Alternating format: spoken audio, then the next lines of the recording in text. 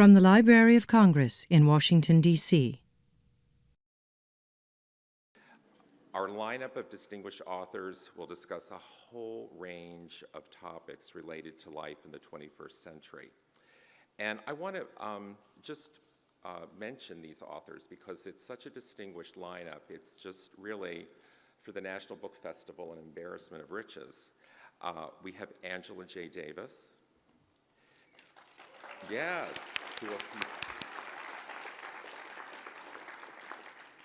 Keeanga-Yamahtta Taylor.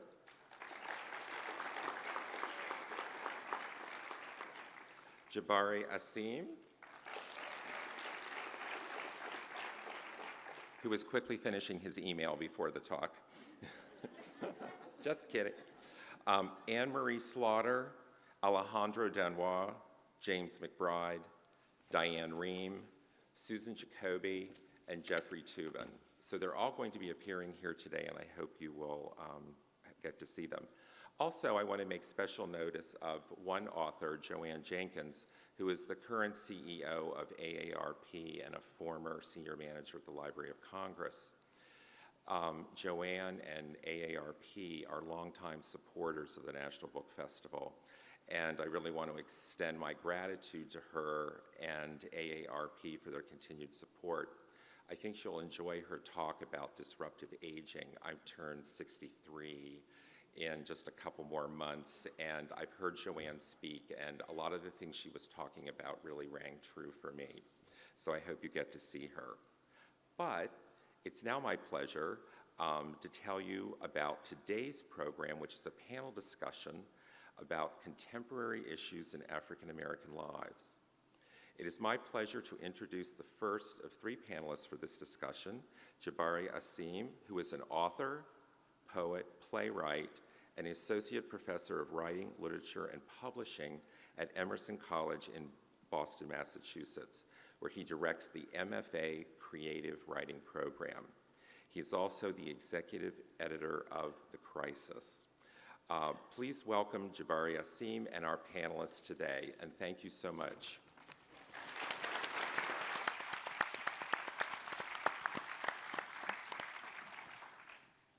Thank you, Robert.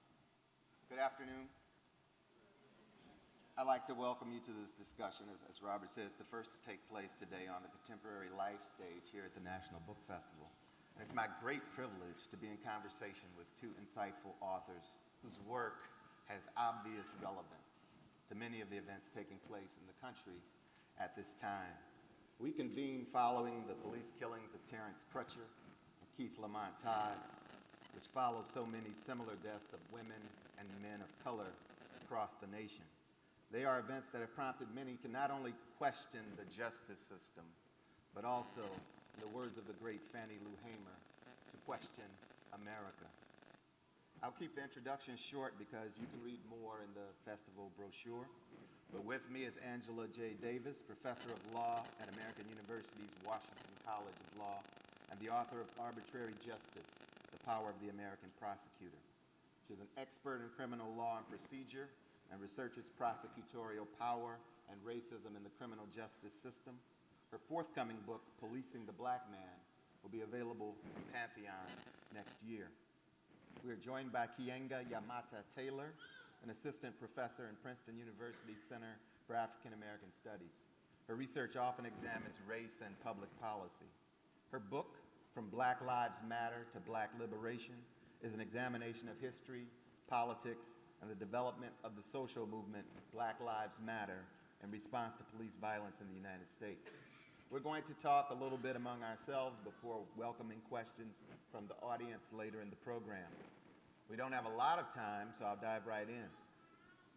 Keeanga, thank you for your book. There was an aha moment for me on nearly every page, especially when you encouraged me to think about connections between local developments and national movements, and to think about contemporary moments within the context of a much longer historical struggle. You've written that when your publisher first encouraged you to write this book, you declined. I'm very glad that you eventually agreed, but I'm curious why you hesitated at first. Oh, there were probably two main reasons. One is I had just moved across the country from Chicago to Philadelphia. I teach at Princeton University, and you know, it's a fairly significant transition for me, and I felt like I was trying to get acclimated to a new place, a new situation, and didn't have time to write a book, especially because I was supposed to be writing another book, the book that I'm writing now.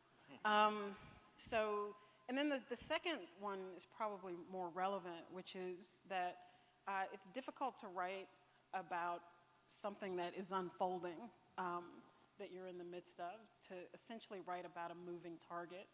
And so my reluctance was because things seemed to be changing so rapidly, because we had already gone from a local movement tightly wound to events in Ferguson from August 2014 until December. And in December of 2014, I don't know if people will remember, we really went from a locally focused struggle to have a police officer indicted in Ferguson to a national movement that was sort of propelled by then the killing of young Tamir Rice in Cleveland, Tanisha Anderson in Cleveland, I think a couple of weeks before Tamir Rice was killed, and then Eric Garner, who hundreds of thousands of people had seen choked to death by New York City police officers the month before Mike Brown was killed in Ferguson.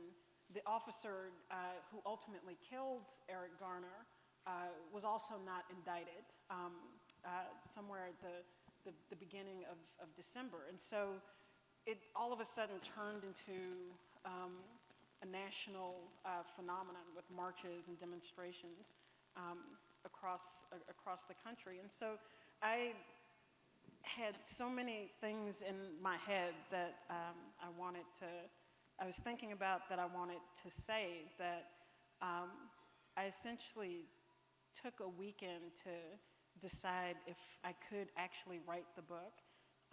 And I sat down at a coffee shop, and I think I wrote 8,000 or 9,000 words in 4 or 5 hours, all of which I could use. And so I was like, I have things to say. I can write this book. And so I did. No, we're glad you did. Angela, you served many years as a public defender. How much did that direct experience figure into this book, as well as the book you're working on, Policing the Black Man? And I also wondered if you might comment on what Keeanga talked about, trying to almost keep pace with the headlines as you work on something like that. Yes, absolutely. Well, my years at the DC Public Defender Service had everything to do with that book, because I worked at the DC Public Defender Service for 12 years. And one of the things there were a lot of things that troubled me, because, you know, it's all about the criminal justice system and its flaws. But the thing that troubled me the most was this incredible power and discretion that prosecutors had. I saw them doing all kinds of things that were, if they didn't qualify as prosecutorial misconduct, they were unfair. They created results that were simply unfair. People, similarly situated people who committed the same crimes allegedly, being treated differently, and the difference seemed to be race and or class. And they weren't held accountable for it. It didn't seem to be a mechanism for holding them accountable. And that didn't seem right. We're in a democracy, right? We hold those accountable to whom we grant power, and these were the most powerful individuals in the criminal justice system. And I just thought, how can this be? So when I did join the academy, I started researching it, writing articles, and then finally thought, I got more to say about this, you know, and wanted to do this book. So it had every influence on me. And as far as I can so relate to what Keeanga is saying about trying to keep up with the headlines in terms of the book I'm working on now, which is an anthology. I have a number of contributing editors, but it's about policing the black man. And of course, it came out of these killings of unarmed black men and women throughout the country. And, you know, we'll never finish writing that book, it seems, because every single day there's another killing, and it's just unfathomable. So your description of there being different punishments for different types of defendants makes me think about your book in which you use the phrase double standard of justice, in which you deliberately echoed the Kerner Commission's language. This notion of a double standard of justice challenges our tendency to think of law and order as something inherently good or designed in our best interest. Could you tell us more about the meaning of double standard of justice as you see it? Sure. I think the main thing that I wanted to, well, there were two things I wanted to draw attention to. One is I used the phrase from the Kerner Commission, which if people don't know, in the aftermath of the uprisings in the 1960s, from 1963 in Birmingham to the rebellions after the assassination of Martin Luther King in April of 1968. Prior to the King uprisings, Lyndon Johnson had paneled a commission to investigate the causes of the rebellions, which were fairly significant, that involved over 500,000 African Americans in more than 200 cities in the United States. And so they came up with a list of several factors that contributed to these uprisings, and one of them had to do with police brutality. And they referred to the double standard of justice, meaning essentially that there appears to be one standard of justice for one group of people in the United States, and then a separate standard for African Americans in particular, though you could talk about the ways in which non-white people seem to get treated differently consistently throughout the American criminal justice system. And so some of this involved just looking at disparities.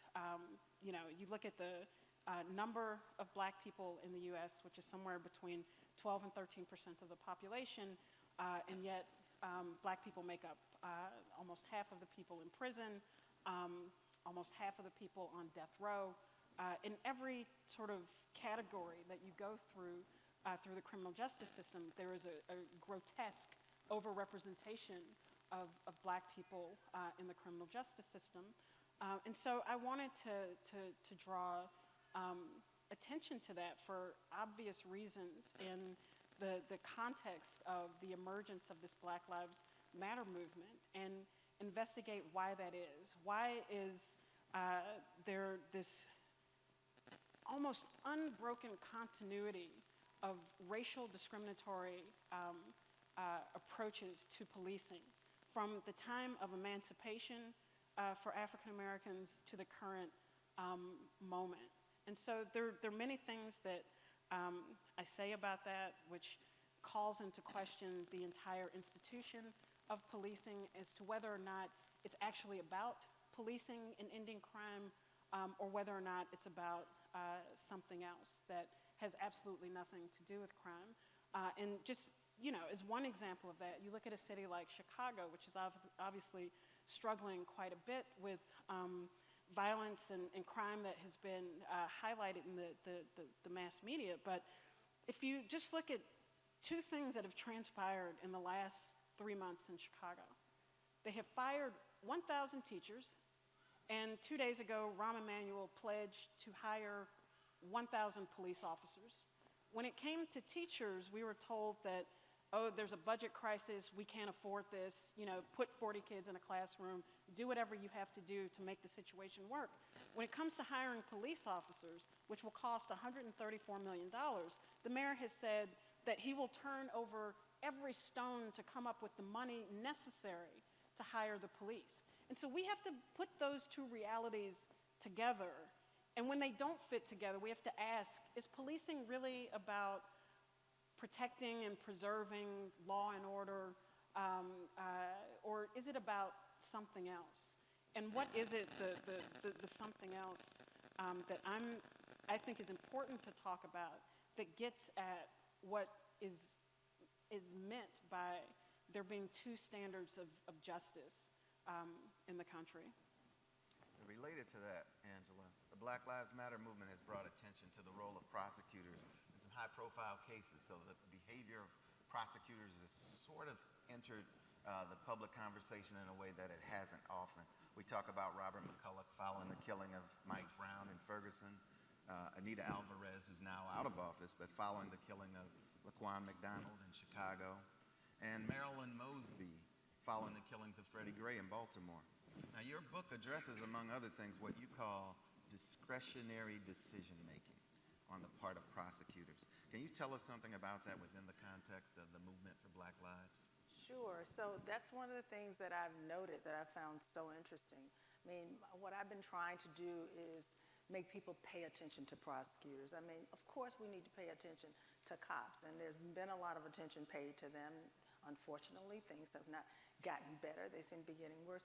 But very few people pay attention to the prosecutor, right? And they are the most powerful individuals in our criminal justice system. The cop can stop a person on the street, can arrest them, harass them, and that's awful. But they can only bring the person to the courthouse door. They do not make the decision about whether that person stays in the system. The prosecutor does. Prosecutor and the prosecutor alone decides whether to charge the person. They don't have to charge them if they don't want to. We know that now when we see them not charging cops. They decide what to charge the person with. And so that discretion, and it's totally up to their discretion to do so, them and them alone. That is an incredible power that prosecutors have. And I don't think people have been paying too much attention to it, but one of the things that has happened since all of these killings of unarmed black men have come to light, and of course, you're right, Keeanga, they've been going on since slavery, but we didn't have cell phone cameras back then, so no one believed that what happened happened, and now we see it happening. But now people are starting to pay attention because they're thinking, well, wait a minute, why? I just saw this cop murder this man with my eyes. I saw Eric Garner being choked to death with my two eyes, and the prosecutor did not charge the cop. And so now people are paying attention to this powerful person, the prosecutor, and they need to pay attention because most of prosecutors, the vast majority of them on the state and local level, are elected officials. And their names are on the ballot, folks, and people don't pay attention to those races.